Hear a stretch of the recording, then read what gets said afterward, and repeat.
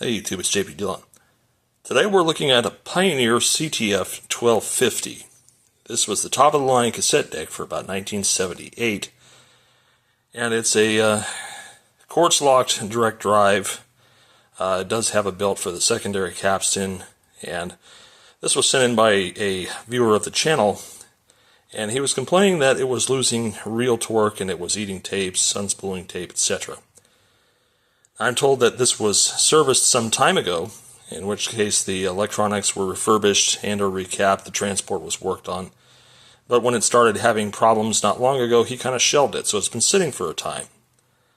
So we're going to see if we can diagnose this, because the customer's opinion is that the motor, the real motor, may be failing. Now it's true that these do exhibit signs of real motor failures, kind of like the Nakamichi control motors do, and they get dead spots in them and they stop rotating. There's ways to troubleshoot that, and we're going to try to do that in this episode of the series. So the first thing let's do is turn it on and confirm the symptom, and then we can go about troubleshooting what the actual causes are. So if you don't have a cassette, you have to hold the sensor switch down, which engages the back tension and allows you to turn this on. And when you let go of the switch, unfortunately, it drops out. So I need to come up with some creativity here as far as holding the camera steady and confirming the failure. And if I move my finger up here, the reel table almost instantly stops. See that? And then it goes into failure point. So it's very easily stopped. But on the same side, the fast wind is easily stopped too. So we have to figure out whether that problem is an idler or a motor-based thing. So let's get into it. Alright, so here she is with the top off. Now, one thing I'm immediately struck by is that this still looks to be a stock chassis. If we look here, all the original United Chemical caps are still in here. Some purple Matsushittas are still in here. Someone's definitely been tweaking, but as far as the chassis being restored, I don't think so. Adjusted perhaps, but restored, no. There are a couple of blue caps there that have been replaced, but other than that, this machine looks pretty bone stock. Now, let's shed some light here. And there's the capstan belt, which has been replaced. I would hope so. And it's hard to tell what condition it's in. Let's power this on. And let's see how easy it is to stop it. Yep, that belt's pretty worn out. As you can see there, it definitely slips.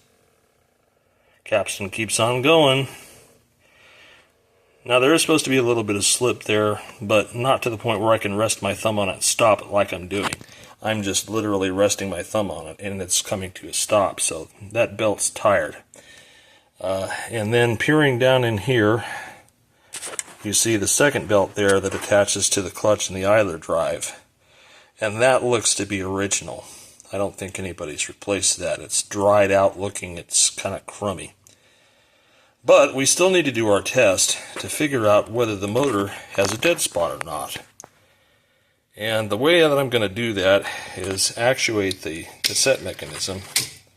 I'm probably going to have to switch to a close-up mode so you guys can see it. And then we're just going to apply some light load to the motor and see if we can come across a point where it just wants to stop. So let me figure out a way to do that and we'll rig that up. So what I have are these little grippers that I've got a little silicone nipple on. And I'm just going to rest it on that motor pulley and see if we can't find a dead spot. So let me get this set up, because this is going to be real tricky. I don't want to put a valuable cassette in here, because obviously I don't want it to get eaten. And I don't really have a bum one that I can just run to and do that. So for my finger, I have a set screw here that's kind of for this purpose, which I've pushed between the tape guide and the switch. It's not wedged in there, it's just enough to activate the switch so that I can go through the motions of operating the tape transport without having to keep my hand from being free. So let's go ahead and put it into play mode. And let's observe our motor.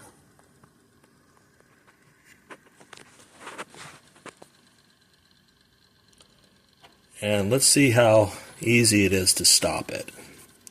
I'm just going to apply a little bit of drag.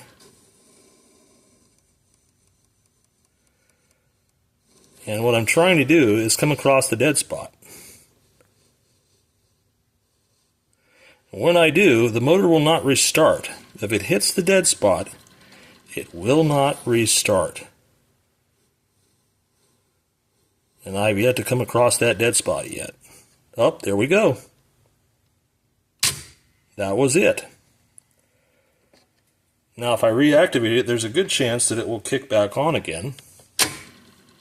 Like so. And if I apply torque again, it stopped in a different spot. Interesting.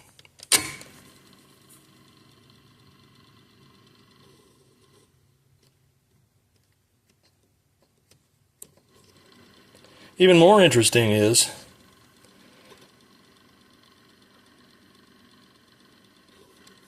if I stop and restart it again, it doesn't really want to restart. And the dead spot is not consistent. So maybe it isn't the motor. Maybe we're looking at a mechanical failure that could be thought of as the motor, because usually a dead spot in the commutator of the motor will be repeatable every rotation. And it is not. It is absolutely not repeatable. It stops in a different spot every time. And getting it going again, when I'm physically moving this to get it going, proves to have some resistance to it. So there's more of a mechanical aspect to this failure than there is electronic. The motor itself could be fine. And really the way that we do that to test that is we alleviate the belt. We take the belt off. And we see if in the time that the motor runs before the shutoff cycle occurs, that the belt, oh yeah, that belt, look at that nasty belt I just made a hairline crack in. It's going to get replaced anyway, so let's go ahead and alleviate the belt. And with that in mind, give me a moment here to put the little silicone sleeve back on my tips.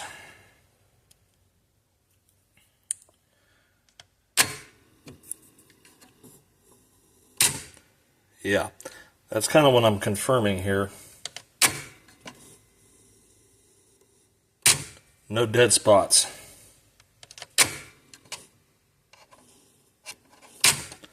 If I stop the motor and put drag on it, it starts back up on its own. So that suggests that the failure mode, gosh, this thing just keeps losing its focus, huh? Come on. That suggests that the failure mode is not the motor. Because if it was, I would be able to stop this motor and it would kick back up again. Or wouldn't kick back up, but it does. It takes off on its own. So there's not really a concern for the motor having a dead spot. I think the motor's fine. I think what we're really introducing ourselves to is either a failing clutch or idler pulley in combination with the dying belt that's getting hung up in the spot. So that's consideration number one. Also, these pinch rollers, those are the original pinch rollers. Those have to go. They are hard as a rock. No give whatsoever, although somebody did manage to clean and lubricate the idler bearings. Now otherwise it doesn't look like anybody's messed with the tape guide alignment or anything like that, or the head alignment. That's the original Loctite for the head alignment screws, so that's good. But yeah, the pin shoulders have got to go. Display looks good. Forward scan looks nice, not patchy. But I see somebody did the power supply work. There we go. That's where the work on the chassis was done. See lots of new caps in the power supply, a couple of transistors. They probably soldered a bunch. You know, not really. See that joint right there is about to fail. Yeah, that's kind of sucky. So this isn't a nightmare machine. This is a totally doable machine. It's just not going to be a cheap fix. The pin rollers are very expensive because I get the ones usually from Black Reel in Germany, and they're not cheap, but they are precision made. We also have to address the poor soldering from the previous work. We also have to address the problem with the idler and the clutch and the belt that drives it. So thankfully we don't have to rebuild the motor. I don't think we do. It doesn't exhibit symptoms of a dying commutator. It rotates fine. It doesn't have dead spots. I can put drag on it and it doesn't want to stop. We can do more extensive tests when we dig into it after we get an estimate approved. But for right now, this seems like it is a operable machine that we can service to a good working standpoint.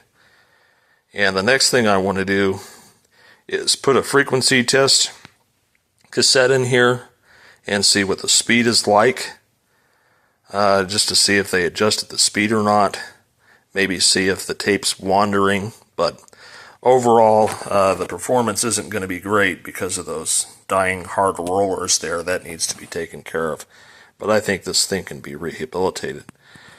So let me go get a test tape really quick, and we'll just hang a meter across it, my frequency counter meter, and just see what it's putting out, and then we can get a better understanding. Well, actually, no, we can't, because I took the belt off of the pulley system there because it was failing, and well, on second thought, I don't want to eat my cassette up even if I do reattach the belt if it's exhibiting a failure, since my test tapes are kind of nice and expensive.